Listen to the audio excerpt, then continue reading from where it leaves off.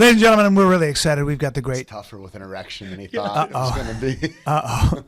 Tait Fletcher's in the house, ladies and gentlemen. He just said the word erection. And, well, everybody has a muse in life. And and I guess Tait's my muse. And on the way here, I put together this little jingle. It's probably nothing, but I've always thought of Tait as, well, he's big and mean and super strong. Got a great tan, too. Tattoos on his body, he's a black belt in jiu-jitsu. He's a coffee mogul too. And if you kiss him, you'll get a mouthful of hair, maybe some stash wax too. Tait Fletcher is the man, and he'll caffeinate you if he can. And when he goes down on you, he'll ask you if you ordered broom service. Did you order broom service? Did you order broom service? I know it doesn't rhyme much, Tait. That turn at the end was really good. Yeah. I like that a lot. Thanks, buddy. I'm nothing. I should have worked more on the song. Let's not say nothing. I mean, thanks, pal. Was that kind of anticlimactic? Very climactic. Yeah, the beard is. You owe it to Tait, you know? Yeah. You owe it to sing him a nice song like that. He's bigger than life. Let's keep working on it, though. I mean, let's not stop there. No, that's not the finished product. Well, that's not gonna be on iTunes. Well, I said to Tait, I said, if I were your cellmate in jail, what would happen? And he said, well, I would try to make you as comfortable as possible, but life is a verb, and emotions and hormones are always changing, and sometimes I might get a little rough on you. For sure. Now, Tait, Brian and I refer to ourselves as a couple Swiss Army knives. We can kind of do it all. We can kind of do it all. Now, I think you're the ultimate Swiss Army knife. Let's just go over some stuff. Yeah. And watch your P's and Q's, baby. No, I'm very impressed with Tait. Caveman coffee, right? Caveman coffee. Caveman coffee is a thing that I do with Keith and Lacey. And I want to get into that. We will. Caveman coffee. Un momento. Yeah. Un momento. Shut your yapper. Mm-hmm. Caveman coffee, actor, stuntman, fighter, gym owner, podcaster, entrepreneur. Does that cover it? And not to mention, fucker. Yeah, lover. Sorry. More of a lover than anything. More of a lover. Two other things that we like the beer we just did, Nuevo Cerveza. That's right. So we're brewing beer, like we do a little small microbrew out of New Mexico, and then we have Bloody Maria. You can find them at My Bloody Maria on Instagram and Nuevo Cerveza on Instagram, and those are little things that me and a buddy of mine just started too. So I've known you a long time. Oh, and I'm sorry, Concrete Cowboy also. We have a Concrete Cowboy in Dallas and in Austin. We just opened Austin about 3 months ago, and we'll be opening in Houston in about 2 months. And they're regularly voted the #1 nightclub in America, like in the top 5 list all the time. Yeah, really badass. And my boys Rico, Dan, and John are running those right now. And so we're they're in nightclubs. Dallas. Concrete Cowboy, badass. Red Band's favorite place to go actually in the world. And where are they at? In Dallas is one on Cedar Springs Road, and then in Austin on West 6th, and then we'll be opening. We're just under construction right now in Houston. You know, you're a guy I've known a long time, and I remember I got that Breaking Bad money, and I just had to invest it. We started blowing up. It makes sense. You know? But you have really had this really interesting renaissance kind of, because you were a brown belt. When I met you, you were a brown belt in Eddie's. You were this big guy. Yeah.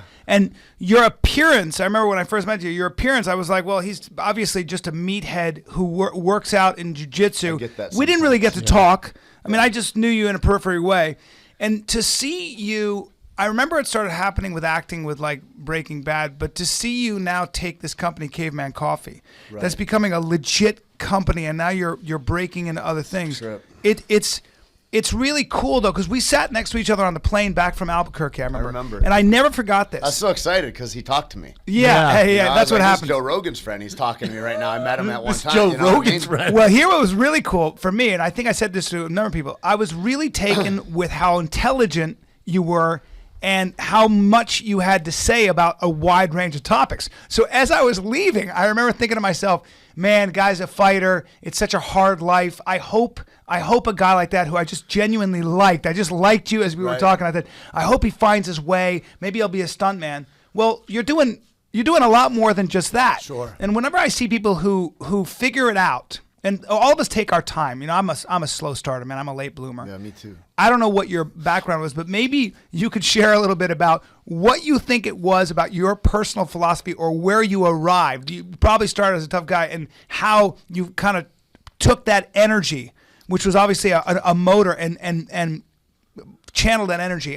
What were the events that led you to that? Like, how the hell did you do that? I feel like the number one thing is I feel real fortunate in the people that I've been able to, in both people that have come to me and helped me, and then people that I've been able to listen to and that have been around me, and seeing what that is, and and being lost for a long time. I mean, I come from a background like that was colorful, and I didn't define colorful. You're not gonna get off that. I ended up in a federal detention center when I was 21, I guess 22, for a bank robbery. What is where it kind of culminated. That's pretty badass. Awesome. Whose idea was the bank robbery? It was in Inglewood, is where I was locked up. Inglewood in South Denver. There. Oh, yeah. So anyway, yeah, man, I was a junkie for a lot of years, and then I got into jiu-jitsu after that. I had a real big change. I mean, it was a big change. How old are you when you coming out of the pen? I was 23 years old when I ended up getting cleaned up and all that happened. And so started to pursue jiu-jitsu then? And I started to pursue jiu-jitsu like 3 years after that, somewhere in there. Okay. I first got into stick fighting. I first started scrapping with a guy named Arlen Sanford, who was one of the founding members of the Dog Brothers, which was a full contact stick fighting with no armor, basically. Jeez, ouch. What they wanted to do, right? And I never even heard of that. What are you doing? Either. I'm going to have a stick fight. I'm going to go hit each other. In the early UFCs, I think in '94, they were going to be one of the intermissions in one of those fights, but then the UFC, they're very proud. They've got a letter that deemed them as too extreme for this no holds barred fighting that we're doing. Yeah. And they found the fights were going to the ground. Guys would tackle each other. If you knew how to wrestle, if you knew a little jiu-jitsu, then that was, I mean, it's like a child. Like, if you don't know anything and I know something, you're real easy to control if we're on the ground. And so in stick fighting, you can't go to the ground? Stick ground? It's full contact. It's wow. It's kind of like, my teacher's comes from Krabi Kabrong, which is an outshoot of Muay Thai. And, the first thing is weapons distance, then kick distance and punch distance and knees and elbows and clinches, and then takedowns, trips and all that. And so it's just kind of, it taught me about the ranges of fighting. And so he was one of my first teachers, Arlen Sanford, and he was, I don't know, he saved a lot of guys, I think, as far as instilling the idea that they could be better than they thought they could be, raising the bar for you, kind of, you know what I mean?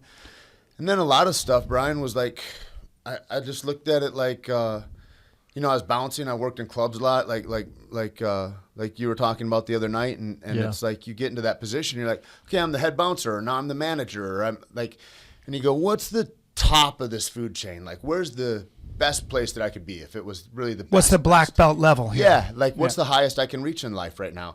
And you look at that person and go, okay, fast forward that 10 years. Like, does that look awesome? And if it doesn't look awesome, I thought you better change where you put your feet. And so, wearing a suit, being the head of security, driving a Sebring isn't exactly right. Yeah, but there's something else that I think is really interesting about you, is that a lot of people get very comfortable, for example, saying, "Well, let me work my way into security." And that's something I know. I'm a black belt in jiu-jitsu. To make the actual jump and say, "I'm going to create a product." I was a blue belt, but still one of the toughest guys in there. There weren't a lot of blue belts back then. No, yeah. I met Amal Easton when Amal was a purple belt, I think. Oh, wow. When he Old came, school. right? So he came back from Brazil and he started school in Boulder, and he armbarred me. He would put me in positions, and I was like, he'd be like, "Hey, dude, you're in a lot of danger right now." Like, and I'd just be frantic. I didn't know anything. Like, had no idea I was in an armbar. He was so gentle, kind, one of the best instructors in the world, I think. He's the best. And so he was a guy that helped me right after. I met him through Arlen, because we came up in Santa Fe, New Mexico together, And that's right. And so that was my connection with that whole camp. Yeah, but see, jiu-jitsu is one thing. Sure. To make the jump into entrepreneur, business owner, coffee, came later. Yeah, but that's a big jump, because a lot of people have these limiting beliefs where they go, "Well, I'm good at this, but I'm not good at that." I do that all the time. Sure. Yet you don't do that, it doesn't seem. You've got your hands on all these different things. What was it, the same process where you kind of went, "Wait a minute, let me see what else I can do here. I've done this. Let me move on to something else"? I guess I grew up in a place where there's a lot of scarcity. and in the mindset, you know, Uh-huh. and so like Michigan is a poor place. Like there's not a lot of That's people right. that are thriving there, and I think my hometown had like 24% unemployment, and like you got to remember that's only people they can mark that are actually on unemployment after a year. They're just poor people now that Yeah. live there, and it's like, and so there's that kind of consciousness in a lot of ways, and so that's the thing, you know, to look at, and I felt like people hang on to theirs, and it's like there's a lot of crabs in a bucket kind of thinking in a lot of ways, and like how to transcend that stuff and transcend your surroundings and all that kind of thing. And that was stuff that I'd think about a lot. Like when I was a little kid, I read a bunch, and I'd read mythology, and I'd read different early American essayists, and Isn't that amazing kind of how escape reading into that, you know? Yeah, I always say that reading changes your perspective. Reading will, when you immerse yourself in the best that's been thought and said, what happens is your mind is open to new possibilities. Right. And it's almost a process of learning how to solve problems. Yep. Right. Yep. But you and had the who you wanna wherewithal. be and what to shoot for. I mean, I would read about Louis L'Amour, and I would see those heroes, and I'd be like, wow, that's a dude I'd like to be like. You know, it's like, Yes. you don't have a lot of dudes you want to be like that you grew up around. You pick fantasy, you know, Uh-huh. and so that's kind of part of that. And then, so you started training and fighting. You made it on the Ultimate Fighter. Was your Right. ultimate goal to be the best in the UFC? What was the No, goal man, there? It was a trip, like, because I started jiu-jitsu late. Did you know he was on the Ultimate Fighter? No, I was didn't. on Ultimate My Fighter admiration 3 grows. with Ken Shamrock and Tito, and I gotta say, man, like he really was. It's a trip how people are very different in different settings, you know. So and I learned a lot on that. But I guess when I got there, I'd just fought in the WC. I'd gotten knocked out by Smith. Scott Smith, and it was a rad experience. It's like I was an add-on. I was a last-minute drop-in, and I didn't know any of these guys. I just kind of got into California, I guess, at that time, and I was doing some bodyguard work for Joe, and then I was fighting, and that was it. And it was rad getting on the show and all that. But I kind of felt like, to back up, kind of answers the question, is that I didn't have a goal like that. I was a kid from Michigan that was amazed at my life and going, man, I can't believe this is happening. And then like for me, fighting, like getting in the cage, like and like I'd fought with weapons before. I'd been in a lot of shady situations throughout my life, and then I'd done, I don't know, hundreds of submission wrestling tournaments and things like that. Literally hundreds of stick fights, and I thought, man, to fight in a cage, you only have to fight one guy. You know who it is before you go in. Like, this is awesome. Like, that's way different adrenaline-wise than like being in a grappling tournament or something like that. Is like almost tougher in a way. Like, that's a long ass day. Like, if you get to be on a metaled stand and you're a jiu-jitsu guy, You fought like 4 times. fucking you've done something, Yeah. man. You know. So anyway, but it was like more of like, who am I now under this pressure? And so I would go into these highly adrenalized kind of situations, and it wasn't the adrenaline that I was after. I was reading a book recently called The Rise of Superman, and it's fucking rad. If you haven't read it, it's awesome. This guy, Steven Kotler, but he goes into this a lot. But it's not like people, like, I don't typify myself as like an adrenaline junkie, but there's something that happens after that. It's like there's all that adrenaline. You get a call for a fight, you're going into it, you get goosebumps, you're like, fuck, and you're like, what am I doing with my life? Like, all these things, or I can't wait. Like, there's a plethora of emotion, you know? And then you go in there and you fucking touch gloves or you slap hands with somebody, and you're just flowing. It's just whatever's going to happen. Yeah. You know what I mean? And you there's come out of that fight a there's different piece person, right? That happens. And the first time I felt that was in a stick fight. And I thought, there's like another entity. I was so grateful to the guy across from me, because there's like another entity that came in and embodied the whole experience with us. And I can't really explain it better than that. But like, there was something ethereal that happened where I was like so unified in the moment that time dilated and slowed down, and I was in another spot, and it was fucking rad. And so I kind of chased that a lot, and I didn't have words for what I was chasing. So I end up on the Ultimate Fighter was my goal, to be the best or whatever. Like, I didn't really think that, because I fucking trained with some badass dudes. Like, I come out of Jackson's gym in Albuquerque, and there's a lot of really talented people there, you know, and dudes that are young, talented, been wrestling forever. I'm a junkie that came out of a bank robbery charge that started jiu-jitsu in my late 20s, you know what I mean? So I had my first pro fight, I think, at 32 or something like that. Like Jardine, Rashad, George St. Pierre, those are all my training partners. You know, these guys all come down from Denver now and then. And so I looked at it like that, and I go, I know I'm not as good as Keith. Like, I know that. Even on really bad days, like, I feel like he's just working on shit if I feel good. Like, he's an exceptional athlete, you know? And so I look at things like that and I go, man, I'm just having a good time and I'm doing the next thing and I'm seeing what this next experience will bring. And so when I went in there, that's kind of was, it's not like there's the attitude of a champion or whatever, but like, I still didn't really understand the universe and how things flowed in that way. I don't think the way I do now even. And I'm just really grateful for the experience, I guess, of it. Was there any? Do you remember? You read a sense. you read a lot. Was there ever like one book or two books that really stand out in your mind, or is there anything somebody ever said to you that kind of, you know? Boy, so much stuff, man. One of my friends, Brent Stewart, he said, "Man, it's hard to get yourself a reputation on what you're gonna do," and it just got me getting busy. You know what I mean? Because I had all these ideas about good. like, oh, I'm gonna do this and that and the other thing, you know, and That's a it great just set sentence. me cold. You know what I mean? And he was just like, it was a real matter of fact. He was an old cowboy, a U.S. Marshal, and he'd been in Vietnam for a bunch of tours in a small, they hunted people, you know, and he had a nice tattoo that said, "I am he who has become death," and he was a gentleman. Straight and up so cowboy. like, you know what I mean? And yeah, he was a cowboy artist, gentleman, Straight up. murderer. You Yeah, know? yeah. And those guys, you know, they loved me when nobody else needed to or whatever. There was a time in my life I felt like where it was like I was a crippling impediment for anybody that was nice enough to love me, you know, and I would use you and steal from you and do like the whole deal. And those guys helped me in a way that that left me in awe. And they said the thing that you got to keep in the forefront. They said, you don't owe us anything. They said what you owe is everybody. And what you need to do is make yourself the best representation of Tait Fletcher that you can be, so that you can show somebody coming behind you that it's possible for them too. And you need to be helpful in your life. And so like to all the other stuff, like all the other stuff seems little in comparison to that. Like I didn't know this talk would go into something like this, but like It's important though. I love we don't hearing mess it. around. but man. this is the thing, you know, that like that's the thing. There's all this stuff and all the trappings, and it all looks like this and like that, and but the thing that is important for me to keep in the forefront of my mind is to be of service, to be helpful. And when did you decide just to walk away from fighting? Just when everything else got so busy? You know, I was sitting. Was it tough for you? No, man, fuck, it was tough. Like that's the other part. I'm glad you said that, because that was the thing I wanted to talk about too. Was like, you know, there's that thing about who are you now kind of thing, and I've been a lot of different things in my life. You know what I mean? And not like trying on different hats. I don't want to say and make it sound like it's whimsical. It's like when I put my feet down, I'm fucking in it, and I'm in it for forever and ever and ever, and then forever and ever changes is what I've learned over time, you know. And so, like, I thought I was going to end up in prison or on welfare forever. Like, I just figured that's the way it was, and then that wasn't the way it was, but that held over for a long time, and then I had to believe in something else, and I had to believe in the things that I thought were impossible, and then that thing happened, and et cetera, et cetera. But I think that you know, that for me, it was like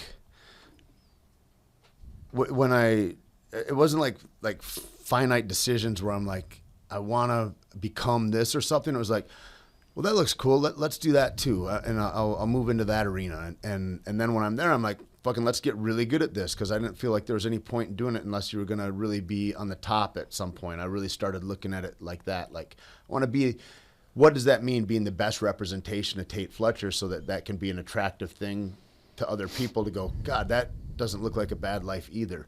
And there's dudes that need you, so be that. And so that's kind of where I started looking towards things, I guess. And that And was then just kind of 5 or 6 transitioned years into ago. it, huh? Yeah, because the thing is I was looking at my life in a way. I was like, I don't know if I'm going to fight again. The UFC had called and they said, you're cut out of that. And then I took a couple fights after that. I fought in Hawaii a little bit, and then I fought for King of the Cage again. But and that's dark. Like, that's like when you go, okay, I'm at the Super Bowl, and now you're playing in the, you know, Canadian League or whatever it is. That ain't very cool anymore, sad. right? Yeah, it's and so kinda- then I start, and it's like everything though. It's like I start looking at like who are you now? And I remember we were at a diner after the Comedy Store once, and there was me, Eddie Bravo, Ari Shaffir, and Joe.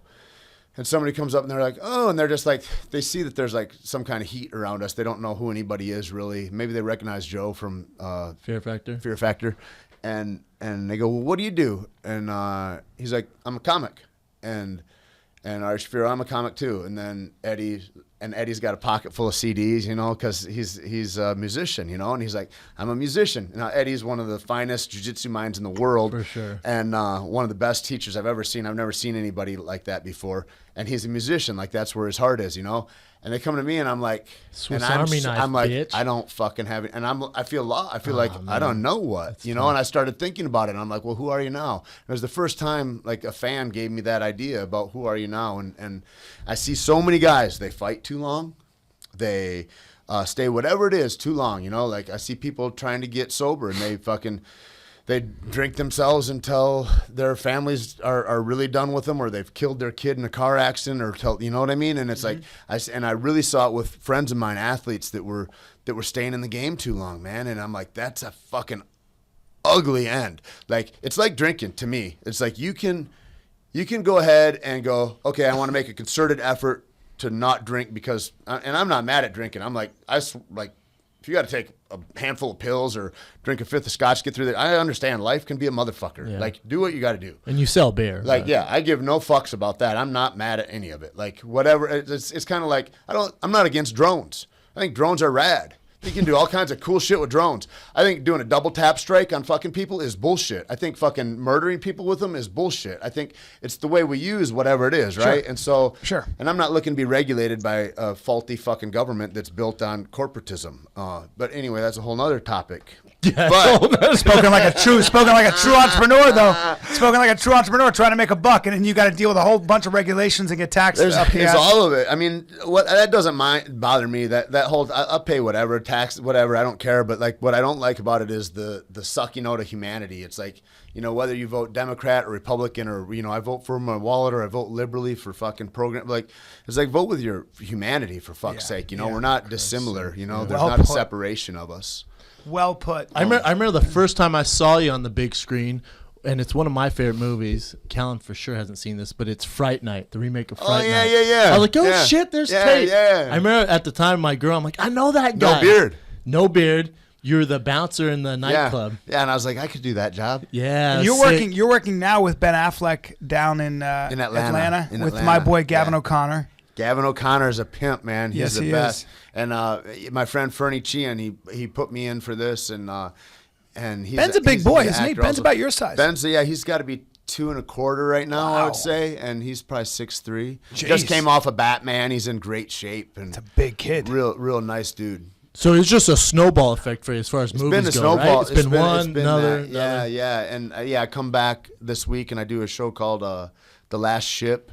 Me and Keith are doing together. And me and Sick. Keith just got cast in a buddy role for this other little movie coming up too, which will be fucking cool. Love it, man. And that's been a trip too. The way me and Jardine's lives have kind of like, you know, we became great friends and training partners, and then went away for a while, and then came back kind of through nutrition and stuff, and then now we have this company together, and it's just been one thing after the next, you know. I mean, you've worked with, let me just list this off for you. Go ahead. Look at this. Brendan Schaub knows some shit about Yes, me. dude. Brendan Schaub does- Denzel Washington. Yeah, Denzel was right? great. Yeah. Mark Wahlberg. Couple times, yeah. Couple times. Yep. And you tried to, he actually killed you in the Equalizer. Yeah. Denzel killed me in The Equalizer, and then in Two Guns, it was one of the Two Guns, Somebody you else had, shot me in the you head. had Mark Wahlberg, Arnold Schwarzenegger. That was The Last Stand. Yep, Arnold. Another really cool dude. Yes, Funny he is. motherfucker. Really funny? Oh, he's got jokes. What's his wife's name? Maria. Maria Maria. Shriver. He's in the Maria Shriver. bus, That's right. and he's supposed to Ex-wife. be like his real cell phone's in the bus, and he's in character. We've just slid the bus and shit, and he's in there, and his phone rings, authentically rings, not in the movie rings, and they're in the middle of a shot, and he picks it up. He's like, "Hello," and he's like, "Maria, I told you to never call me here." And it was like during the time when the shit was hitting the Yeah, fan. it I was. was like, "That is too soon," and that's That's funny. funny. That's Good. a funny Yeah. shit. He's still Yeah. in good shape, right? Oh, in fantastic shape. Yeah. Yeah, He was great. I was in Atlanta, I think, when he was shooting that, and did he shoot that in Atlanta? Where'd you guys shoot The that? Last Stand, he was in New Mexico. Okay. Yeah, but close. Because whatever movie he was shooting in Atlanta, and I had dinner with him. I was with John Leguizamo, and he came in, and I got to sit and talk to him for about an hour and a half. And it was so funny because he's like, I'll just have a butternut squash, a small cup of soup, and that's all he had was a tiny little cup of butternut squash. But he was in great shape, and we talked all about everything, man. He was like, I was going to do a movie, and the guy ends up having sex with his maid. It was when my scandal broke. That's what he said. And I go, what'd you do when that happened? He goes, I just laid low. And then we were talking about how, okay, I have a daughter, and he's got a daughter, and we were like, well, I don't want my daughter dating a guy like me. And he's like, that's right, me neither. And it was such a great conversation, man. He's such a cool guy. He's so just giving, like, of himself. You know, like, he's with you when you're with him like that. Like, he's there with you. Like, yes, man. He's not trying to be something else. Or, I mean, that's a G. I remember when I was on set with him, I'm like, God, he's like Mr. Olympia or whatever, and then he's governor, this action star. He's the governor. Like, what do you call him? I guess you call him Arnold. Can you imagine? Anybody can be governor, and a multi-millionaire with other businesses. He was a multi-millionaire before the age of 21. Correct. Do you know that? Correct. Really? Can you imagine when he was a kid in Austria? Right? When he's in Austria, he's like, listen, I'm thinking. He's telling his friends, he's like, I'm thinking about going to America. I'm becoming the governor, the biggest action star in the world, and then I'm going to win the biggest bodybuilder, and then I'm going to win Mr. Olympia a bunch of times. Yeah. And how many guys told him play it safe? For sure. It's not for you, man. Just stay here. Your dad's here. You got a good construction job ahead of you. Yep. How crazy is that? Yeah, it's like that shit happens and that's what you fight, and that's what I mean. It goes back to like, who are you now? Like, are you satisfied with that, or do you want to push that envelope? Well, sometimes like, the people that are what closest, are you gonna be now? The people that are closest to you are actually the ones that will try to hold you back, and they'll do it out of love, or they'll do it because they're worried. Yeah. I don't think you can listen to criticism. I really don't think you. I don't think you should. As an individual, and especially as an entertainer, as an athlete, it's a little different from coaches and stuff like that. But as an entertainer, especially, you can't listen to criticism because listen, those people criticizing you, whether it's fans, family, friends, whoever it is, Twitter, social media.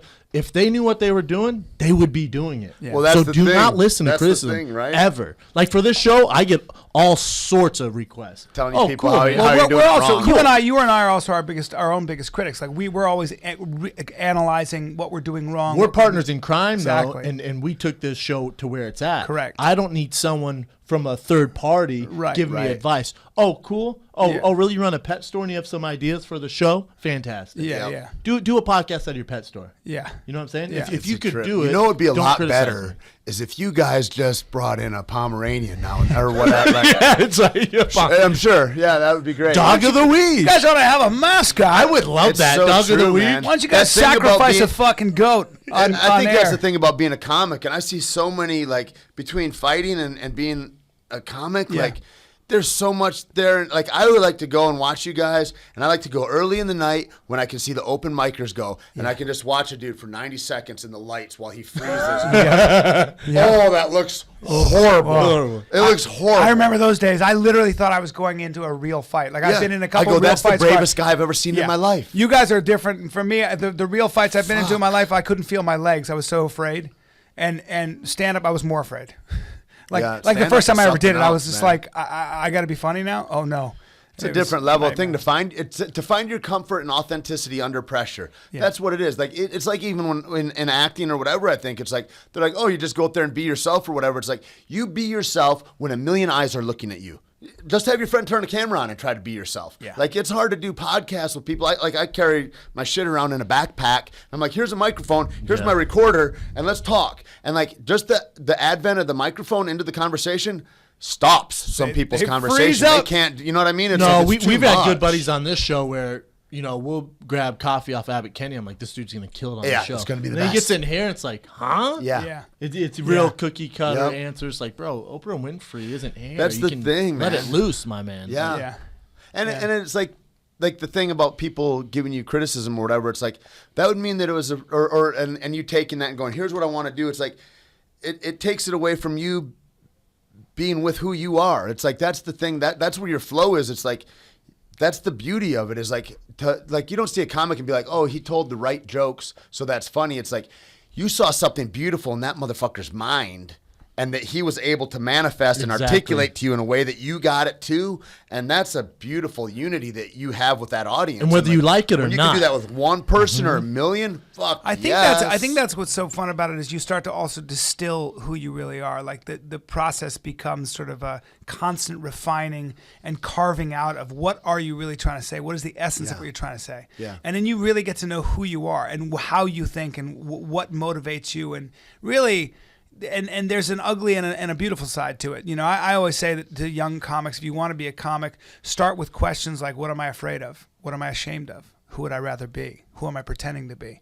That's where the funny is. Do you think of an idea and then put all these words to it and then spend the next year or a bunch of months whittling it down so you can like distill and hone the funny into like a laser? 100%. In fact, like I'm shooting my special at the end of March, and this will be my second special.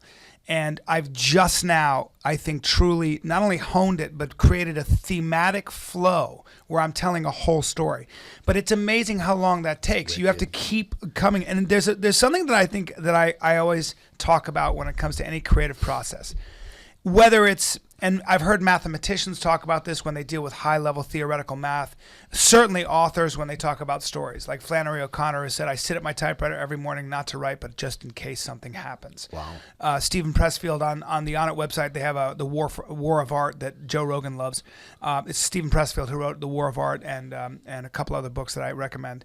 But and another one called Turning Pro.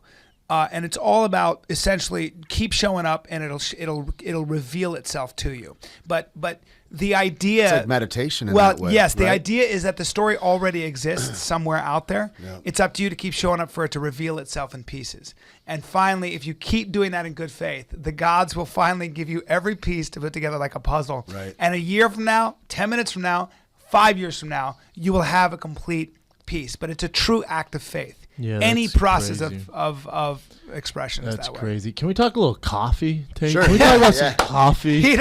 But the minute you start talking about books, Brendan I zones gotta out. say too, man, you guys like so much love for it, and I see your mugs Yeah, on man, here and all you're that. one of our I'm so bros. fucking Come on, happy. man. I mean, I appreciate it Fueled so by much, you guys. Caveman coffee. It's We don't play awesome. around. So It's awesome. was there an obsession with coffee? There was. Take us back. How did it get started? We went back maybe a couple years, and my friends, one of my buddies named Logan Gelbrick, he owns Deuce Gym down there on Lincoln across from Whole Foods. in Venice, In Santa Venice, Monica. in Venice, Okay. California, and then so he sent something to another buddy, Dusty Highland, who owns a CrossFit gym called Dogtown, and they were talking about butter in the coffee. They're like, here's that supercharged coffee, and like I'd always had an obsession with coffee. I mean, I like that and water. Those are my only beverages, really. That's all I drink, and so I started looking into that. I'm like, what is supercharged? Like anything supercharged? Like I'm for that next experience. Let's do For this, sure. you know? And they talked about bulletproof coffee, and it's had to be maybe 4 years ago now or something. Because Bulletproof jumped on this. It was scene. super small. It was like a dude that had put out this thing, and he talked about this idea that was originally like Rob Wolf had talked about the idea a while before that, and I'd heard Mark Sisson, another dude, talk about it, and the guys that like Rob and Mark were like really mentors of mine as far as like nutrition went, because I started having different conversations about nutrition after I was done eating and all the superstitions about like cutting weight and what it needs to look like and all that shit going to it. And so after that, I was kind of free from that a little bit, and I ran into Keith, and Keith had a real bad fight, and he said he just wasn't feeling himself and all that. And I said, man, I've been doing this thing where I was in ketosis. I think it was during Two Guns for like maybe 2 months or something, and I was like, Ketosis meaning, for people who don't know what that is, Yeah, like I'm you weren't sorry. eating any carbs, right? yeah, I was less than 100 grams of carbs a day, and Protein at and a fat. body weight of 230 or whatever, right? And so I was just protein and fat, and the way I was doing that, like you can either be energized with carbohydrates, with blood glucose, or you can be energized with fats, like endogenous or exogenous. And fat is has a misnomer. It's a macronutrient, fat, proteins, and carbohydrates, and to be differentiated from like adipose tissue, right? Like, and so most people don't do that. They stay away from fats, and there's a lot of marketing with food and all this kind of stuff. And so I was like I said, I'm a 100% guy. Like I'm going to try it 100% for a couple months, see how it goes. And I felt like doing that, and a big part of that was coffee. So I was bringing in a whole bunch of exogenous fats through coffee, like grass-fed butter. Goat butter is really my favorite, and MCT oil or coconut oil. And I was just shaking it up in a thermos, and which isn't the best way to go. Use a blender on that shit; it'll change your life. And drinking it, and it really nullified my hunger in a way that I wouldn't like. And not like I couldn't eat. Like I would eat steak and I would eat like whatever, but I didn't have the munchies. You know, like you don't get munchies and be like, I need another pork chop. You get munchies and be like, I'm gonna finish that box of Triscuits and then get me the Doritos. For sure. You know what I mean? And so without the carbs in my body, the carbs didn't call for more carbs, which is kind of what carbs do. They don't break down into glucose, right? And so your body's not running low on glucose. And so, you're not secreting insulin all the time. That's kind of mitigating what your moods are too. Like, and so that was a thing too. Like I'd been through depressions. And my moods evened out too is another thing that I found with this kind of a high fat diet. And so I just tried it out for a while. And I got, what the end is, I was leaner. I felt like I was like 217 or something. I wasn't at a scale. I was in and out of work all the time. The fact is like, I don't know, 60 days later, I'm actually like 10 pounds heavier and I'm as lean as I've ever been. And I was like, this is a trip. And I wasn't really eating less. I was eating a lot, but I was just eating differently. And so I just started to have different interactions with foods. And then I told that to Keith. Keith and I meet the next year, maybe 6 months later, I don't know. And he's met these guys at the Albuquerque Coffee and Roasters, these two Colombian guys that are out of Colombia, and they have a plantation down there, and they're coffee roasters. And he's like, you got to come see him, And so Keith and I were on this set of Transcendence together, a beautiful idea that was horribly done by Johnny Depp. And it was really, it had so much Don't mention Mordecai, huge flop, by the way, another one of his movies.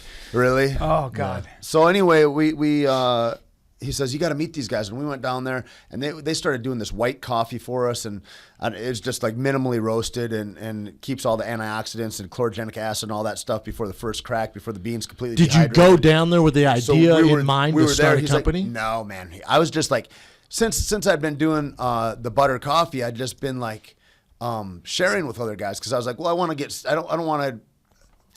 want corporate America in my mouth. And then I was like, I was worried about the beans, because there was like, I wanted high quality nutrition in my body. And so I started doing sourcing of my own coffee. And I go, where can I get it sourced? That's not just single origin, but it's also like a one single estate coffee. So single origin would be like, oh, it's all in this region of Brazil. Single estate would be like, it's from this one farm in Brazil in this region, right? And so it's all hand-picked, and it's specialty coffee approved. It's the highest grade of coffee that you can get. And these guys are growing it and picking it, and their family works on the farm, and they ship it here, and he's a master roaster. And so anyway, these guys, David and his brother Juan, they meet us, and they give us this white coffee, and we have espresso, and we're getting zooted on coffee, just high as fuck. And I was like, it's funny because Keith got like he's not like a giddy guy, you know. Yeah, but to see Keith Jardine like giddy is a fun wired, right? Yeah. And so we just started talking afterwards, because during this time when I'm doing like this single origin thing, dudes on Twitter are hitting me up all over, and they're going, hey, I got this coffee from here. What's your address? And I was like, that's weird. Are you an internet psychopath or what? I'm like, fuck it. Here's my P.O. box, you know, and he can send bombs there all day. And so we just started trading coffees, and everybody was super cool. And it's like this real kind of homogenous unity of love and coffee came together kind of. And I'm sending my favorite coffees out. Like I was like a lot of Ohori's brand coffee, out of Santa Fe, which is really awesome dark roast. I'd send that. They'd send me something from their favorite place in Tempe, and then all over. And so that's kind of where it started. And after we had that coffee, I was like, Keith, we got to share this with people, man. I got to put this out there. And I was talking to Lacey, and Lacey's she works for one person in the entertainment industry and is like the highest level personal trainer, but she's on a month, off a month. And we'd started a coffee truck, and we went to just events like jiu-jitsu and CrossFit tournaments and shit. And it was a flop. It was horrible. It was like the people that run those trucks are, anyway, we had a whole time that was really interesting and colorful about that too, but that's a whole nother story. So she was like, well, what about we just start a webpage or something? And we go, yeah, cool, let's do that. And so we started doing that. And then, I talked to this other dude. I was like, hey, man, we should do this and sell your coffee too. And he's like, fuck that. He got really weird about it anyway. And so we just went on and started our own coffee thing. And this webpage started. And we're just playing around with it and didn't mean to launch it. And we hit the view button, and that was the load button. And then we were live on the internet. And then we're like... And then we're like, we better run downhill right now. Let's go. We're doing it. And so I just got all the packaging together, and we designed a bunch of shit. Where'd the name come from, Caveman? Caveman Coffee, man. I believe my friend, I was talking to, do you know Travis at Nawaza? He owns a company, a jiu-jitsu brand called Nawaza Apparel. And anyway, he came up with it. He's like, oh, that's that cake, and just I don't know, between looking at me and knowing about the paleo movement and all that, he goes, here's what it is. And where is there a country that you like your beans the best out of? Colombia is dope, man. We got this special reserve roast right now though that's Ethiopian, and they awesome, are killer. Man. That's Ethiopian. It's really tremendous. Some of that coffee can taste like blueberries. Dude, that's what ours is right now. Have you had that? Yeah, it's incredible. The gold bag. There's a certain season when the coffee the reserve, it's right? the season. It's the reserve. Yeah. It's the right season. It literally tastes like blueberries. So if I'm a listener of Fire and the Kid and I go to Starbucks every day, right? If I'm just going to Starbucks every day, and I'm like, man, I understand. And I should try out Caveman. What's the difference between Starbucks dark roast and Caveman?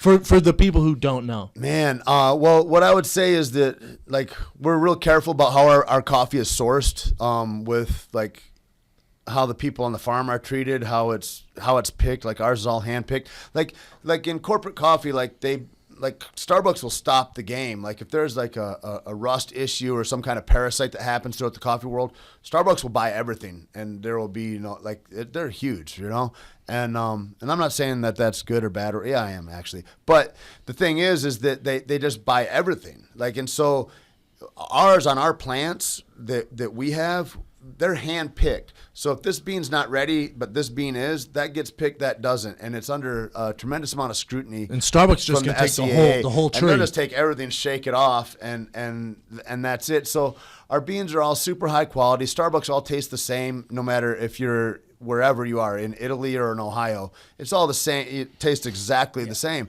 The reason is because it's burned. And so when you burn a coffee, that's the only way you can get uniformity really with it at that high level of having all these different roasters, right? Yeah. So you have a highly burned coffee that you're enjoying or not enjoying. You probably drink it like I used to, with a whole bunch of cream and some Splenda or something and whatever other poison you need to make it palatable. And go like that. And I talked to a guy who talked about that. I said, why does Starbucks always taste burnt to me? Yeah. And he said, you got to realize that the bulk of our customers are people that put a lot of milk and a lot of sugar. Right. And so it has to be burned so they can taste the coffee. This is a guy from Starbucks? Yeah.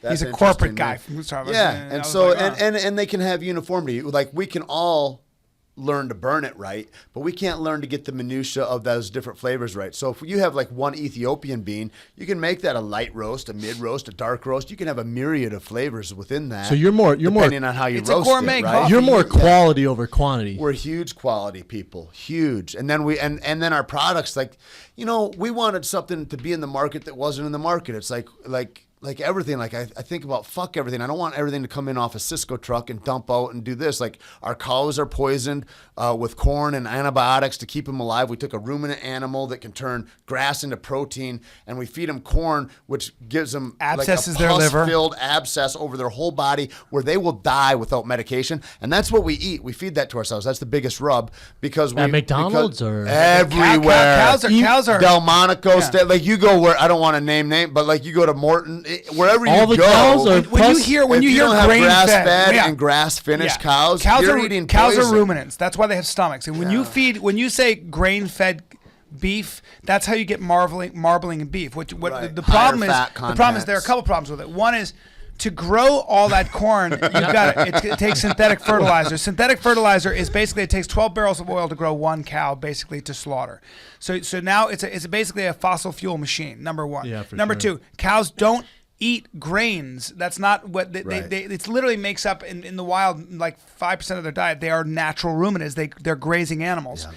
So they're supposed to be grass-fed. The oil in the meat, from what I understand, is different when you eat grass-fed beef versus grain-fed. Well, where the beef. hell am I getting grass-fed steaks I ordered online. Well, if I can't go online, you can get it at Whole Foods. You're in America, and you can go. You've been online already today. Grow your own cow. I mean, at a restaurant. What about a restaurant? It's hard. Is there anywhere? Come hunting with me and Rogan. And the same thing. Farm fish. Like, that's some sad ass tumor-filled fish. Like, it's like everything what is. What are we gonna do, man? That's what you make. What do we do, you make man? Caveman coffee. It does provide more that's protein. The thing is, like, people. I start looking at all this stuff. Like, I read like Omnivore's Dilemma. I don't know if you've read that. It's a fantastic book also about. What about that. like apples and shit from the dude, store? well, you travel. Pussville. Go to Italy and have an apple, and tell me you've ever tasted an apple before if you've only eaten fruit Apples in are America. supposed to eat grass. You know what I mean? The one thing I've It's always like, said. I don't know what to do. I can't eat anything. I was just in Colombia, and the fruit there is fucking phenomenal, but it's nothing like what it tastes like here. We just have genetically modified bullshit everywhere. And so what I do is I go and I support my local farmer market. I go and I look towards, like, is it grown on a farm within 100 miles of me where these guys come? Like, I want to keep those guys in business because those guys actually are fighting. And part of what Caveman Coffee does, we give a little bit of proceeds to an alliance of lawyers that do a coalition to try to help small farmers fight Monsanto, who are just going through farm by farm and just eradicating any kind of natural farming that happens anymore. So that's a whole nother bigger thing. That's another thing too. I But, mean, like, you got some shit going on. well, it's you got some the shit more you going know, on. the more you got to talk. Like You're like the Rosa Parks of coffee. He's the Rosa Parks of coffee. Right? Nah, go back He's left. leading around. Nah. not me. I'm impressed son. with how much reading and how much sort of knowledge you've acquired over just exactly what you put in your body and what you're putting out there. It's as a important, product. right? Yes. I mean, it's like, Yes. and I feel like we're all on the same team. You know what I mean? It's like that's the other thing is I that wanna it's be on like, your it's, team. it's like a responsibility to talk about that to people. And if I go and I enjoy a steak with some friends, like whatever, and I know what it, at least I'm conscious of what it is. Exactly. I'm not saying that I eat this way 100%. Exactly. But motherfucker, I want to know about the trickery that's going about to poison my body. You had crab legs the other, at the Yeah, and steakhouse. that's Was what- that because of the beef? Yeah. When you looked over and saw me and Rogan just destroying those steaks, you're No, like, it's great. I'd do that pus-filled too. Steaks. Those Well, you know, you just had the corn-fed crab- mother. It's a Because I was There's- like, that's weird. He got crab legs. He was like, can I just get a little thing of crab legs? I was like, that's weird. Long Yeah. show. Yeah. You don't want to eat that pus. And they're goddamn delicious. Yeah, and they they're are goddamn delicious. delicious. But I'm sure something's wrong with the crabs. Probably. I don't Hey, know our about that oceans yet. aren't 100 exactly that clean. Our oceans are having some problems.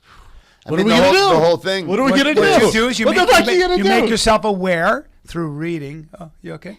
Well, no, you don't Oh. have to read now. There's Oh. podcasts. Yeah, you can listen oh, to. right. audible.com. Yes. Is Do great. some- Do some Audible.com. reading, It's one of my listen to favorites. books, which I do all the time, and then that just the first part is awareness. It's exactly what he's talking about. Be aware of where is specifically the enemy is. It's not enough to just say, "Well, that's evil." Know where. It's exactly like anytime you have an enemy, you've got to know where they're vulnerable, and you have to know what's bad about it and what's good about it. There's both. There's good and bad. Who's the Be enemy educated. right now, though?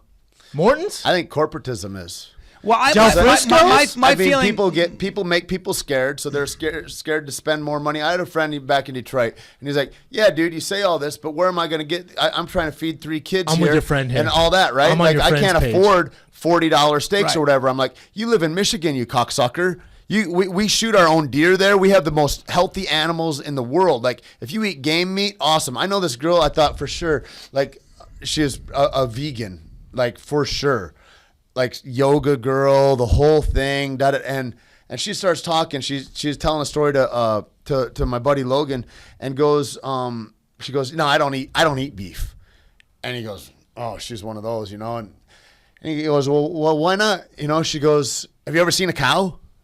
Look at those animals. They just look listless and dull." She's like, "I don't want that energy in me." She's like, I eat buffalo. I eat bison. I eat antelope. Those are vigorous animals that are out there Jesus, destroying lady, life. relax. I was like, that's awesome. Sounds like she's sexually carnivorous. That Is what is she awesome. sounds like. I love a carnivorous bitch. I love a carnivorous bitch. You ever seen a That's cow? a t-shirt. Why don't we? I think that brings. Speaking of carnivorous bitches, is it time for a little fight talk? Little Oh, fight shit. talk. Bring up the fight. The fight talk. Fight talk. I'm all Fight giddy. talk. We got some fights. Oh, man. We do have some Should we just fights. get into it? Should we just get into it? Not yet. excited, not yet. man. We're actually doing a fight campaign for this Sunday card. The headliners: Frank Mir, Bigfoot Silva. Oh. And listen, you can watch and listen to Joe Rogan, Brian Callen, myself on the fight campaign. That's this Sunday. That's this Sunday. Awesome. 6 p.m. start time. And listen, if you want to make money while doing it, Brian, unless you hate money, I like money. Do you like Brendan. money? Of course, I like you, money. you man. like money, You Tate. can get choices with money. Yeah, So I mean, you can buy non-pus cows. You can buy All caveman that. coffee with All money. that. Sure. You can buy crabs that don't you can buy crab legs. walk You can, on land. You can get crabs. You You can get crabs with money. You can do. You don't all, spend enough money? You can do all this stuff, fellas. Brace yourselves. Yeah, I'm ready. DraftKings.com is delivering a haymaker to the world of fantasy sports. Introducing Daily Fantasy MMA at DraftKings.com. Yeah. DraftKings.com, Brian. Yeah. It's America's favorite daily fantasy sports site where you could win enormous cash prizes. Enormous cash prizes. Every time you play. It's easy, super easy. For instance, for this fight card in Brazil this Sunday, just pick 5 of your favorite fighters, stay under the salary cap, and you could be on your way to serious money. Buy Caveman coffee. But can I great just say? steaks. Can I also say what's the difference with DraftKings is actually if it does reward the educated. The person who's actually educated about the sport. So gambling is one thing where it's all by chance. You can actually win money. The more you know about the sport, the better chances you are. Better chance you have of winning. So that's kind of the fundamental difference there. Because a lot of times, people just pick your 5 favorite. It's really easy. Pick your 5 favorite, and you can get bonus points if you decide how they can win by submission, knockout, round, move, whatever you want to do. Hurry to DraftKings.com. Use the promo code FIGHTER to play. That's FIGHTER. Promo code FIGHTER.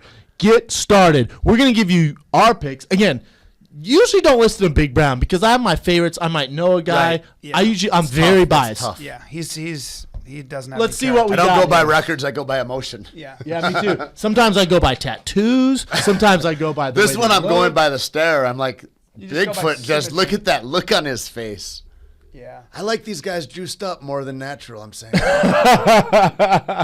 that too controversial? Can we say that? Nah, you're Hey, good, are man. you suggesting that people use You're steroids? good, bro. Do you watch it before we get this? Do you watch a lot of UFC still, or not a Sometimes. ton? I mean, if I'm around buddies and all that, Yeah. I do. But I travel a bunch, and so it's hard. It's not everywhere. It's Yeah. hard to get everywhere. Yeah, that would be a no.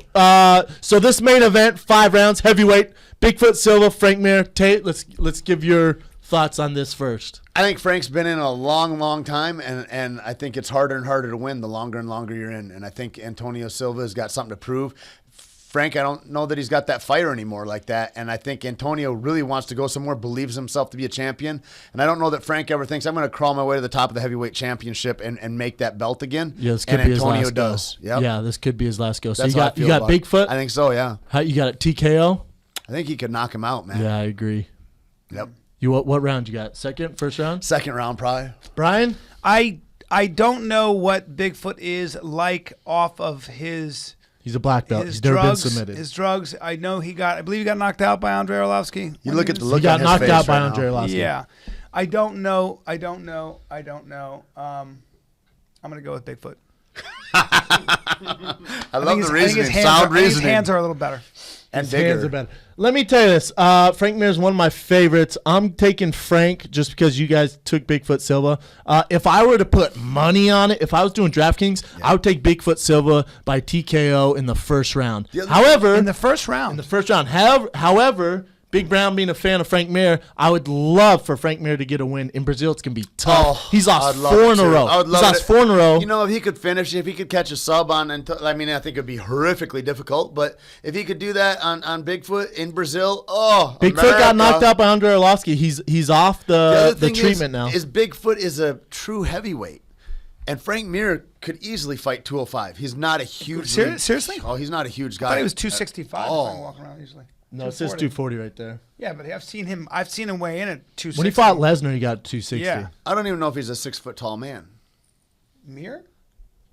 I mean, I know what it says. Brian's there. going to argue with this all the time. He acts like he knows the guy. So we're like, Right. Mir? No. Standing next No. to him, he just doesn't. tall. stare. You're- How 6'6". tall are you? 6'2" or 3 or something like that. He's I as think. tall as you are. No, No? no.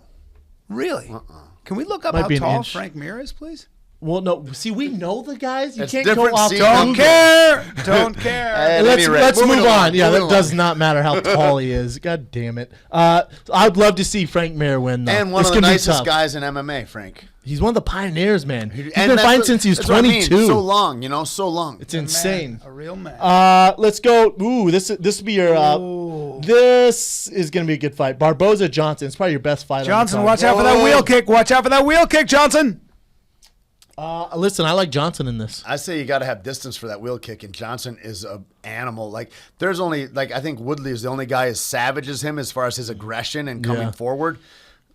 It'd be hard to stay in the fight for Barboza. It's easy to get knocked off your game plan when you got a Mack truck running at you that doesn't slow down. Who you got, Kellen? Barboza. You got Barboza? Yeah. KO? Yes, sir. Wheel kick? Wheel kick or roundhouse. Okay. I'll take Johnson in a decision. Mutante, Cesar Mutante, probably the best body in the UFC, versus Sam Alvey. He was on The Ultimate Fighter. Man, I'll tell you what. When he was on The Ultimate Fighter, I was a guest coach on there with Shane Carwin. He was on our team. I would have not assumed this kid was going to have a career in the UFC. Why? He looked for excuses during training. He acted like he was always hurt. He didn't want to put in the work. And now he's killing it, man. Yeah. He went out of the UFC, started fighting the MFC, and then got off-season the big show now. Not mad at his jawline. And because I'm shallow, I vote for symmetry, typically. I'm going with Mutante Ferreira. Caesar's a monster. He got knocked out in his last fight. Caesar is a monster, man. He's so athletic. It's insane. It's rare you see guys his size that athletic. I got Caesar. I'll take TKO in the second round. All right. How many is that? That's 3. That's 3. Let's go one more. Yes. Kabilov is going to pick him up and throw him on his head. Yep. He's going to do that suplex. Is anyone not taking Kabilov? Anyone? Bueller? There's your 5th. Kabilov. Bueller? There you go, DraftKings. There you go, DraftKings. Use the promo code FIGHTER. Get started now.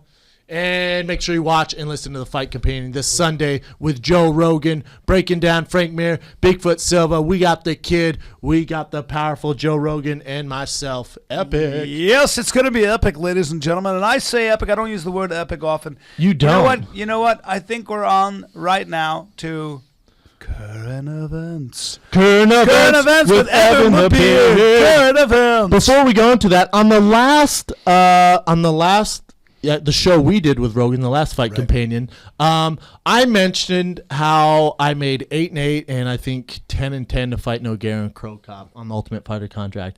I made a mistake.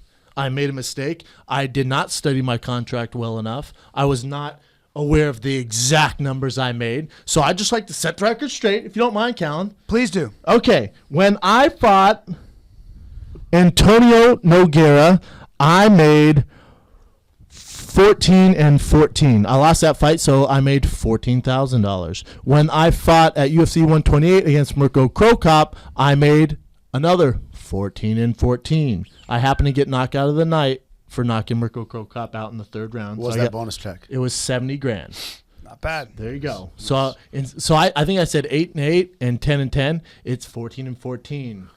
All right. Carry on. There you My go. bad. There you Current go. events with Please be Evan more Lapierre. careful in the future, Brendan Schaub. Fuck that noise. Excuse me, sir. Please be more careful in the future. Never. Never, I tell you, never. We need like a stat boy. We need like a stat boy who's like every stat. Yeah, Can man. you imagine that stat boy would be no? There's no way. Stat girl? Nope. It's not. I'm telling you, I love you, but it would be a real beast. To keep up with the lies me and Callan tell? Yeah, the Callan, exaggerations. the exaggerations. The old liar over here. Since you started in January, you would be up all night and day looking for pictures of Brian in Taekwondo back in 1984. You It's saw my wheel I kick. can't find it. My wheel kick 'Cause should it's put all not things there. at rest. Is it right now? My Barbosa wheel kick should. You can YouTube it. You sir. can YouTube it. It's impressive. I'll give him that. all right. Current events, Ev. What you got? Anyway. Yeah, you All right, see, I don't you wanna- see me yeah, in the I'm- air. I'm Tate sorry, I'm sorry. came in and saw a picture of me throwing my dick in Brennan's face, and it gave him pause. He had to take a minute loved and it. went, Brian, I had no idea you had that kind of gazelle-like fast twitch It is muscle crazy. in your legs. Well, I'm such a thick man to move like that. I mean, It's impressive. Thank you. I'm a thick kid. Real quick, before we get started, people on Twitter have been hitting me up, go, oh, what was Evan's story? You never told this story, you son of a bitch. Yeah. I'll tell you after today. Whatever. Current events. Go ahead, man. It's too bad. It's too intense. Because she turned out to be a he.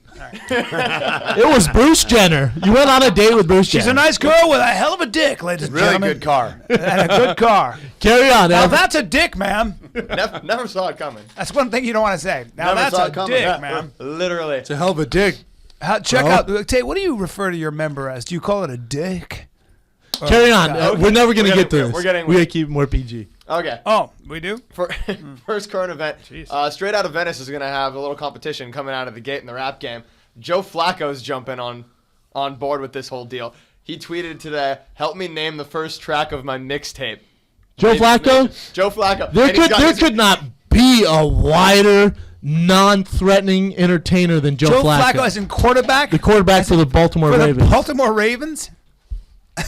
Stop it. He's got to Joe get Cool. it. Tell me he's That's joking. fantastic. That's official. That is awesome. I like Joe Flacco. Is he joking? I hope not. All right. Good luck It'd be competing. Good luck competing with Big Brown and the kid over here for Straight Out Abbott Kenny. That's right. We may even have We got the a shirts cameo. dropping, and we might even have a little video dropping soon. You never know. Shit. Straight Out Abbott Kenny. You don't know, man. We got some plans. We got some Just shit up just our know sleeve. this fighter and the kid are taking things to another level. We are. Just know this, Joe Flacco. Stick to football. Stick to football, Mr. Tall with great eyes. Stick to football and looking very basic American. So Carry you're on. not scared of so you're not scared of Joe Not Flacco in threatening the rap the game. least bit. I would be Straight out talking Abbott to my Kenny. wife, but- That's a really foolish move because you're gonna look like a real asshole when he drops some straight up fire on you. I play Purifier. football. Fire. I throw the ball fast. I can throw some ropes. My name is Joe Maybe you Flacco. didn't hear the song that he sang me earlier. If I throw Counts the downfield, songbird of you our got no generation. hope. Counts the Caribbean Tiger. Caribbean Tiger. Yeah, good luck being Caribbean Tiger or Big Dick Bandits, Flacco. No chance. Flacco's got no shot. Not a No chance. shot. Nah. All right. What else you got, Ev? Next thing I got for you is on the underground right now. There is an entire thread about a fighter and the kid drinking game, and I just thought I wanted to read you the rules of what this game This entails. is awesome. And I'm just gonna go. Through I can't wait to I hear this. literally just found this 5 minutes. Because we'll videotape ourselves So- doing this game.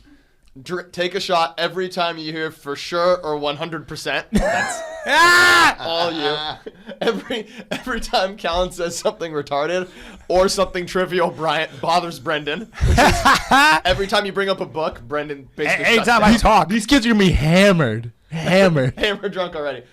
Take a sip of beer every time Brendan says hold. Hold. I haven't done that in a while. Same thing goes for you'd be surprised. This is awesome. Anytime someone says something about you start talking about playing grab ass with people, Awesome. How have the comments been on this? it's just all people throwing in their own rules. Every time Brendan says "huh," you'll be feeling toasty about 30 minutes in. If you take a half a shot every time they talk about someone's piece, you'll still get alcohol poisoning like a college freshman after their first frat party. God, it's so Oh, sad. here's the best one. Chug the entire bottle when Brian asserts knowledge with extreme certainty. That is so good. That's good, I've been people. found out on the internet. God damn it. I love It's such a bummer. I The demand to UG. be taken seriously. I never go on the UG, but we get some love on I'm there. gonna I start hear. going on the I heard we UG get some now. love. Yeah, did you, I did get you ever hate go as on a.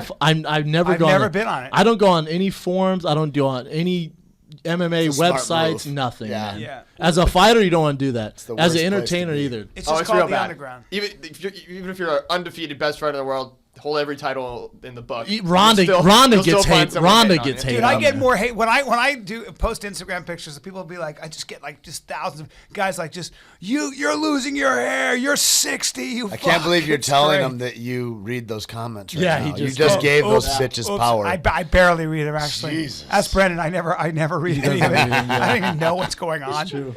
I really don't. You look I'm like, great. What Tight else? skin. The best part is the whole conversation by page 3 just devolves into people talking about how sexy Keely sounds on the mic. Ooh, you messed up. She doesn't disappoint to the eyes either. You know what? You know what? She posted with her I Think You'd Be Surprised shirt, which are straight up sold out. Fastest shirts we ever had sold out. I think we sold over 1,000 shirts in 3 days or some shit like Nice that. work. But she finally posted a picture of herself in that shirt. You messed up. You're in some creepers now. Creepers. I don't want to open my Instagram, but I just might have to. Let us know if you get dick pics, because that's going to happen, because me and Brian get them. Yeah. We get dick pics. I get them sometimes. Any nice ones? Nah, I don't get why guys send them. I don't. It's flattering, but I don't get why they send them. Yeah. It's not like I'm gonna be like, where do you live? It's not like I'm gonna text back. Like, what's the result you're looking Yeah, for? I'm like, yeah. I mean, yeah. I just cool, write man. back, meh. Do you get them soft or hard?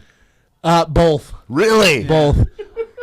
I usually don't respond. As a girl, you ever happy if you get a soft dick pic? I call it Jump on this mic, Kay. Let's talk or about Tan it. Hut. Not a good look. How have we not talked to her about dick pics? I don't yet? know. Keely, Kay. get on the mic. Is it a baby bird or is it up No, and out hold of on, the hold on. nest? Kay, first of all, I'm sure on Instagram or Twitter or through your life of dating, you've received dick pics.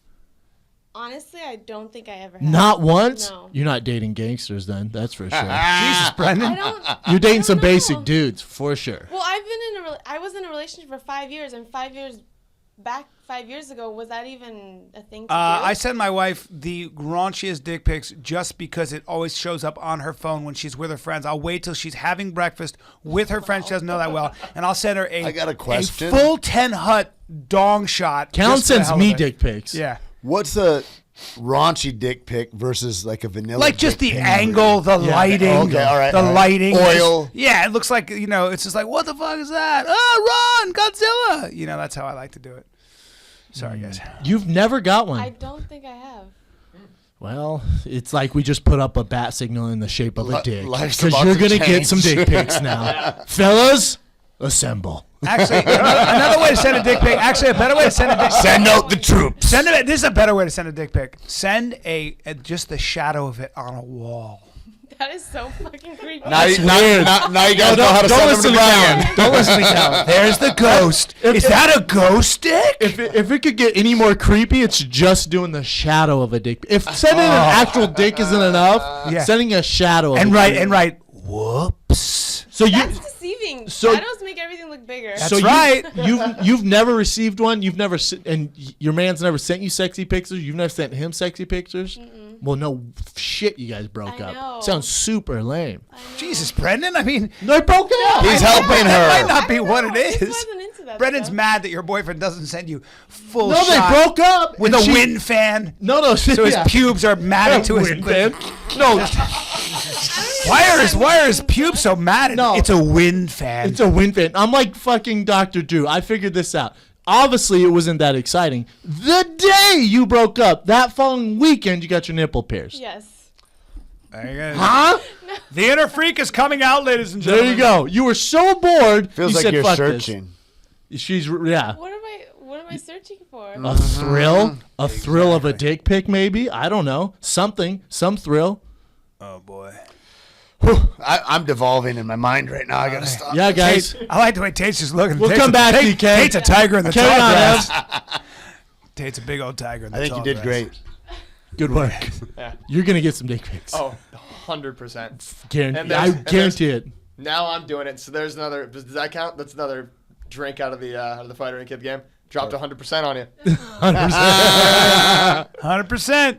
That's All right, such a funny moving drinking on. game. All right, moving on to the last current event of the day. We're gonna get back in touch with our boy Warren Sapp because we got a little bit of an update from the guy. Oh. So a police report came out. Warren Sapp said he paid $600 for oral sex and requested that he be able to film it. And it was 2 chicks. Oh. I think Warren Sapp is a gangster. I appreciate it. I don't think he should lose his job.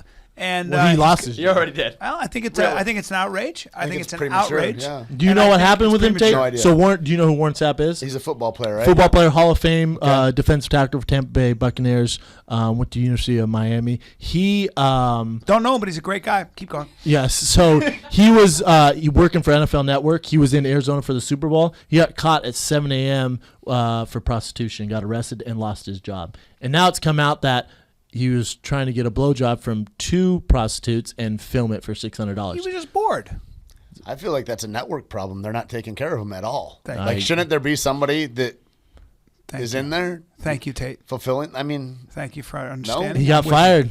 He got fired. And from what I hear, and I have some very close friends that work for the NFL Network, most people were happy he's gone. Yep. oh wow. He was not. Yeah, he was not easy to work with and not a good guy. Yeah. Notorious asshole. Yes. you. Really? Yes. Oh. But now, what's interesting to me, $600 for a double blowjob, and he wanted to film it. What do you do with that footage? That's I don't know. that's lives another on- that's it lives another on the weird cloud. quirk of this story is that when he got taken in for questioning, apparently he insisted on showing the cops the video.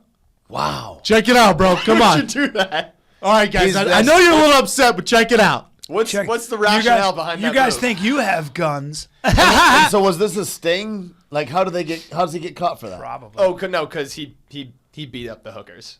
Oh, I didn't know that. I feel Whoa. like that's an important I part thought- of the I thought you story. knew that part. No. No. Oh yeah. He beat him up? Yeah, he whacked one of them good. What? He filmed him sucking his dick. They were nice enough to do that. and That's then a nice and then thing to and then do he for somebody. struck them. He's a big man. yeah. And he beat both of them up, and they called the That's cops. horrific. One of them got apparently all pissed off and started throwing a fit when she asked him for more money for whatever reason. Probably for filming. For the old digit, hooker for the bait and digit switch. and the rump. Yeah. I don't know, guys. And apparently he shoved her to the ground. So it ain't like cold cock or anything, but still. But still, you can't be putting your hands on women. Enough that if it's a hooker, you're probably gonna get the cops called. Yeah. Yeesh, that mixes things up a little. Yeah. Can't You're a support- hooker can't that support calls the guy now. cop? Yeah, Yeah. right? She's suing him. Look for civil suit after this. Oh, yeah. She's getting some money. Gee whiz, man. Damn, Warren. Yeah, Warren. Either way, he lost his job. Warren, just have him come to your I just hotel don't room. get why. Is that the hard part? Like being famous like you are, Brian? Like Yeah. you get worried about that? Like she's going to co-opt this into some Well, big dollars. Yeah, I was in Thailand, and I said to a certain actor, who was pretty famous, I said, I was playing a stripper. I'm sorry, the owner of a strip club. This is in Hangover 2? And I wanted to You're go see. brilliant I wanted to in go that. see what these famous strip clubs were because I knew there was one place where, and I went there, where there was a glass ceiling, and you could look up, and the girls were wearing skirts, and you can see everything. And so, Little side note. Yes. What I found about strip clubs outside of the United States is that they don't exist. Those are called whorehouses. That's right. But They're continue. brothels. Yeah, They're okay, let's go brothels. on. In fact, the girls. Oh, wow. have- Nobody pays to get your No, dick hard they're- anywhere except America. And the girls have No one pays for blue balls anymore? Right, and the girls have numbers on them, and you can pay $60 plus a bar fine of $19, something crazy, and you can Right. take them. wherever you $19? want. Yeah, crazy. Number 2, come I on down. I was like, I could shut this whole place down for $3,600 right now. I don't think. And the actor that I asked to come, he rightfully said, he goes, dude, I would love to come see this, but I can't because I'm gonna go there and they're gonna be like, hey, look at so and so, he's in a strip club. And for me, I was like, I don't really give a shit. I'm gonna go and I want to just see what it's like. I want to see what this place Soy Cowboy's like. And I walked through it, and it's just not. It never is what you think it is. It's kind of a sad situation. But what was interesting about it was that I was getting recognized by plenty of dudes. Aren't you the guy from The Hangover? I was like, yes. In fact, I'm shooting Hangover 2 here. Whatever. But I'm the guy. This guy was actually a name. And so I think the more fame you get. So what was Pauly Shore shooting there at the same time? Yeah, right? That's good. Well, Pauly probably wouldn't give a shit, but I think that when you get that's part of when you get really famous, like a lot of people, you lose all your anonymity. People are watching everything you Sign do. me the fuck up. Oh, wait, I can't go to some Thailand whorehouse because I'm so famous? Right. Oh, right. no. Oh, no. Right, exactly. For sure, just give him to the room.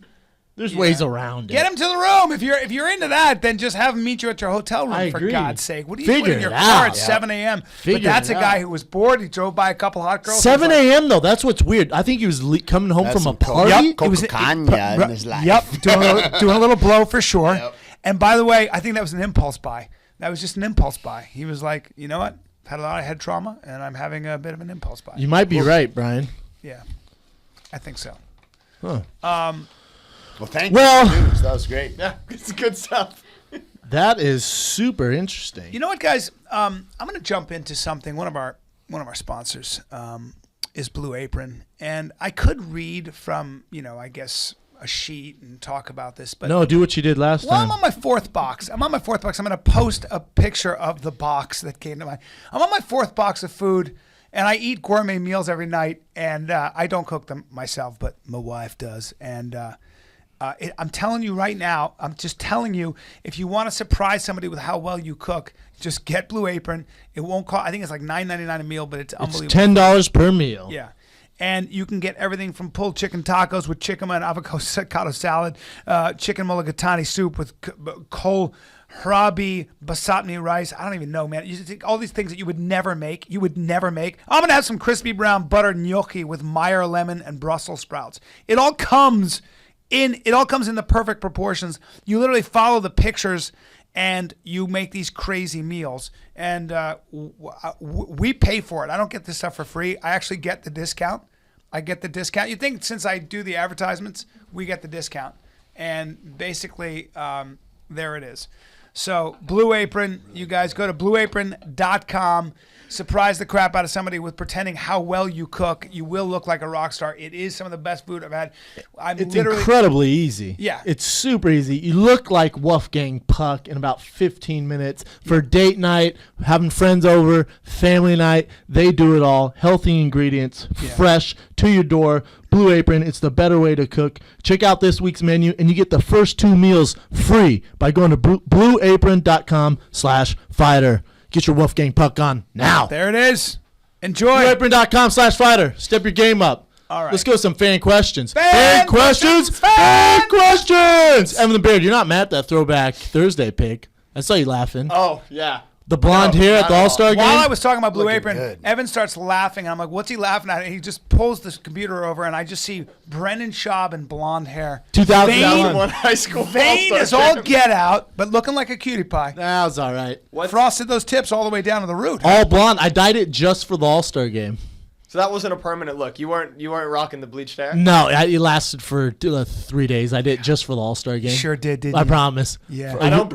I don't see you're both liars. I don't believe either of you. You know, it was a little longer than 3 days. But I did do it for the 3 years, 3 days. No. It was maybe a couple weeks. I literally did it when I found out I was going to the All-Star game. I was like, yeah, I'll dye my hair, do something. I don't I'll know. dye my hair for the All-Star game. Yeah. You ever been to the All-Star game? Nah. Carry on. Not never. Brian, bro, you I was- watched an I All-Star won game. the Nationals in Taekwondo. Oh, yeah, there's an All-Star team for 1987. that, huh? Damn it. I was around. I was Have you captain ever got an All-Star jersey? of my wrestling team. Thank you very much. Captain my wrestling Yeah, team. I know. Ooh. In high school. Poor guy just How got sad. roasted. It's tough, huh? So sad. I should've wrestled. Speaking of getting roasted, who brews? First question's from My Tray Sucks. Who brews a better cup of coffee, Brendan or Brian? Oh, me, 100%. That's a fact. That's an objective fact. I I gotta give it to him. I go over to Callan's house just to drink his cappuccino. Yeah. It's a mean ass You have cappuccino. a whole machine, the whole deal, the espresso machine and all I that? do, and I'm gonna give you We both I'm gonna do. give you some props right now. all right. I my favorite coffee is Cafe Lux, and then I did a side by side taste test with Caveman. Caveman holds right the fuck up, right up, and it's as good as any coffee I've had. And that espresso is as good as any espresso I've had. Thank It you. was sick, Boom. and that's coming from me, you. and that's coming from me, and I'm obsessive about my coffee. I'll as give well. Callan the nod on this for Right. sure. Obviously, Tate beats everyone here, but between me Caveman and the coffee. kid, give it to Brian. What else you got, Ev? Next one is from the Green Lovar, and he wants to know, Tate, how do you keep that wicked beard nice and smooth? It ain't smooth. How long have you been growing? Mostly that? coconut oil, pussy juice is what I tell guys. That's the standard answer. Wow, So, it's aggressive. That's busy. right. How Broom long have you service. been growing that? it's been a couple years, I guess, but it 'Cause you- keeps I mean, you getting got- trimmed back and You all got that. braids in it. And I do it up. I did it special for you guys. I appreciate it, today. man. I was nervous. Wax when it I came. up. I was nervous. Wax it up. I make First time Tate I did it nervous. was right before Lone Ranger, and that whenever that was. And dude said, "Start growing a beard," and I never had before. And then it just kept working. Does it limit your rolls, or is it? I have Getting more no rolls, you idea, think? but I've been working pretty steady Yeah, since the because advent. it's a of good it. look. And Like so it's a it look sets people me might apart want. from Yeah. other gorillas. That makes for sense. Suits you. Next question, Ev. All right. Next question is from Gainesville Jr., and he wants to know. Gainesville.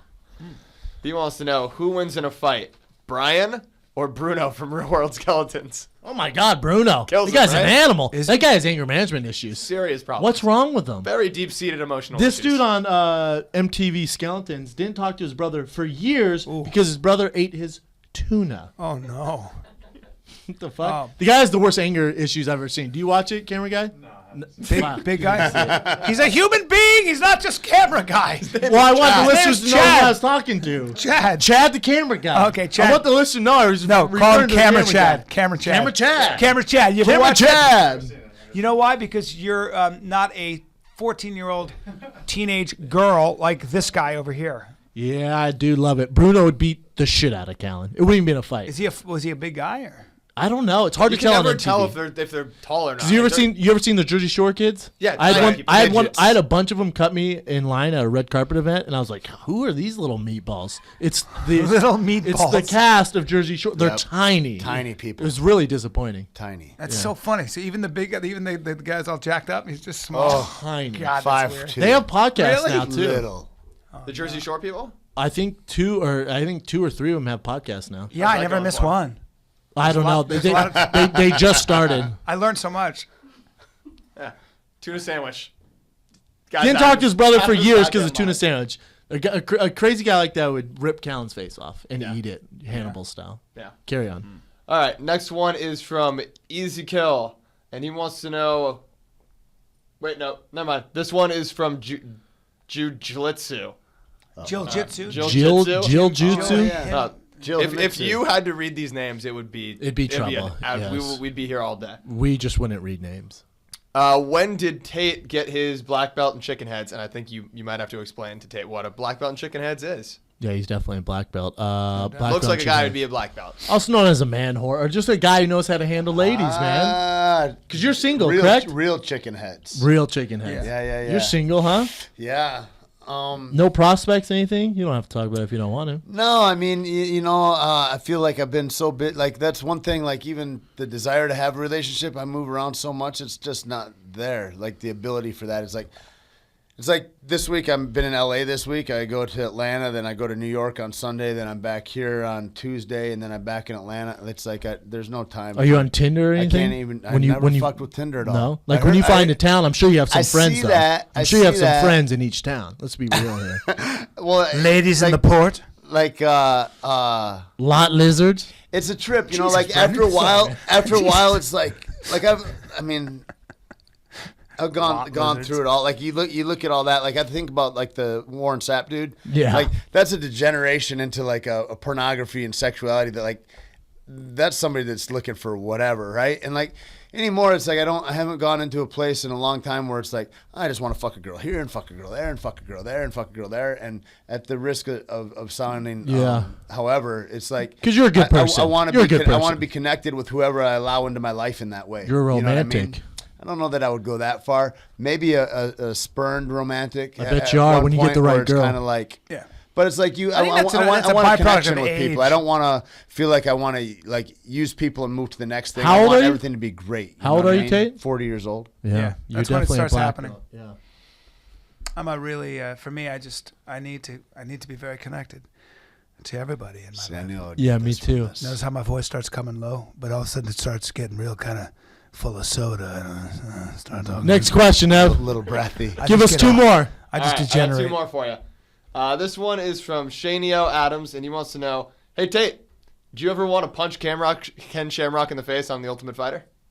Well, we all know that's true. Yes. Yep. Absolutely. You guys didn't get along. He's another one though, and I look at that, and that's another lesson. That's the dude that's bouncing, that's 10 years older than you, that you look at and you're like, oh, that looks fucking awful. You don't want to be that guy. You look at the choices in that life. Like anymore, I feel compassion in a huge way, and that's in the most real way ever. It's like I used to think in one way like that's a certain kind of but it's like that's a sad dude that doesn't know who he is now. Who are you if you're not Ken Shamrock? And he can't ever have his ego in a place where he can bear himself and learn a new thing or go into the world. He's not even interacting in the world anyway. He's going to do a bare knuckle fight in India. Is the last I heard about him. It's like it's less than pathetic. It's yikes. And I don't mean that in a mean way. I mean that in a way that's like that's fucking sad. And people need to pick him up in his community to let him be that next thing. Even like it's fucking horrible to walk through life. You want to I help. look at You want to that help and I just people. look like that's a sad thing, I man. agree. Yeah. Yeah, you want to help people.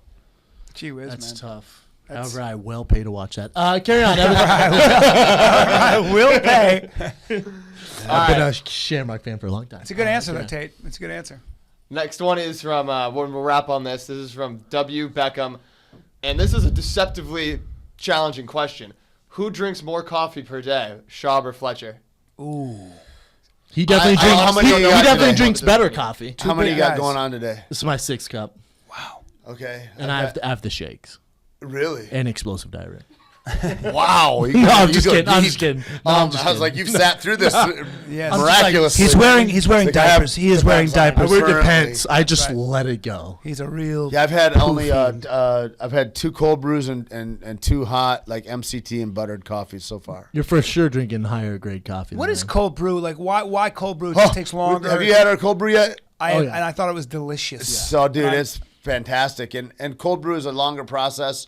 It's brewed like most coffee is brewed with hot water, like near boiling temperatures, and then extracted all the goodness out of the beans or grounds that you have in whatever contraption it is you're using. Cold brew is only cold water it's affecting the coffee at all, and so you're just soaking cold coffee grounds. Basically, there's a couple different systems for it, but we have like an 18-hour extraction process where the coffee sits within these bags inside this cold water and ice. And it's all extracted. It's flavorful in a whole different way. Zero acidity. So a lot of times I'll travel with we have cans of them, like big cylinders. I was traveling because it's easy to travel with, nothing breaks, and then you can heat it up too, and it's a great coffee that way. But yeah, cold brew is awesome. The shit right now. Really awesome. Tate got me beat on the coffee. Appreciate you coming on, man. Such a Tate, pleasure. You're an inspiring dude. Where can people find you? Where do you want them to go? At Tait Fletcher. It's Tait is how you spell my first name, and that's on Twitter and Instagrams. Tait G Fletcher on Facebook. At cavemancoffee.com, nuevocerveza.com, undisputedfitness.com is my gym, and I don't know, like whatever. I'm easy to find. Killing the game. We got to step our game up. Yeah, we do, man. I want to talk about starting a gym. Come see me in Seattle, ladies and gentlemen. The Parlor Live, in Bellevue. I'll be there. When is that? 26th, 27th, 28th. It's going to be a lot of fun. Let's start a gym, Brendan. Let's start a gym together. Absolutely not. Off Abbott Kinney. Abbott Kinney. I want to start training. I want to start taking my training a lot more seriously. We'll have CrossFit, boxing, and Botox. Anyways, make sure you tune into the Fight Companion this Sunday, Fox Sports 1 with Joe Rogan. It's going to be a lot of fun. It's really probably the best way, especially to watch this card. Dude, watch so it fun. with us. There's nothing better. Fox Sports 1, 6 p.m., Bigfoot Silva, Frank Mayer. This is The Fire and the Kid. We're out.